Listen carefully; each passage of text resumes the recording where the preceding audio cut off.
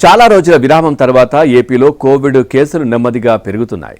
2 వారాల వ్యవధిలో 12 కేసులు వెలుగులోకి రాగా వారిలో ఇప్పటి వరకు 4 మరణించారు. బుధవారం కడపలో 1, నిన్న కాకినాడలో మరొక బాలిక కరోనాతో మృతి చెందడం ఆందోళన కలిగిస్తోంది.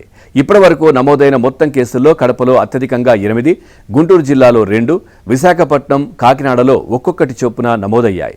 విశాఖపట్నంలో 1, గుంటూరు జిల్లా మంగళగిరి ఎయిమ్స్లో 2 కేసులు హోమ్ ఐసోలేషన్లో ఉండగా మరో 2 ఆసుపత్రుల్లో చికిత్స పొందుతున్నారు. మరో 3 కోలుకొని ఆసుపత్రుల నుంచి డిశ్చార్జ్ అయ్యారు. 2020-22 మధ్య ప్రపంచాన్ని వణికించిన కరోనా ఆ తర్వాత తగ్గుముఖం పట్టింది.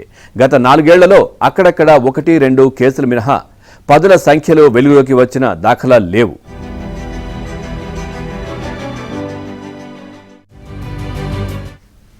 గత 2 వారాల వ్యవధిలో కడప, రాజంపేట, విశాఖపట్నం, మంగళగిరి, కాకినాడలో వరుసగా కేసులు బయటపడుతుండటంతో మళ్లీ అలజడి మొదలైంది. వారం క్రితం కడప, రాజంపేటలో 8 పాజిటివ్లు నమోదయ్యాయి.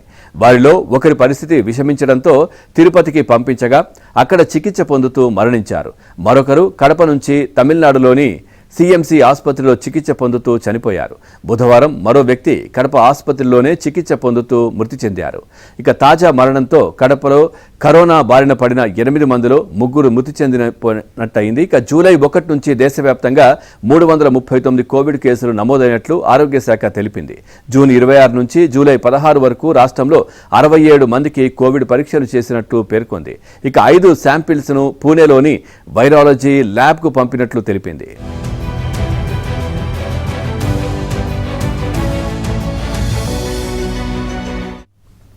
ఏపీలో కోవిడ్ కేసులు పెరుగుతుండటంతో ఆరోగ్య శాఖ అప్రమత్తమైంది.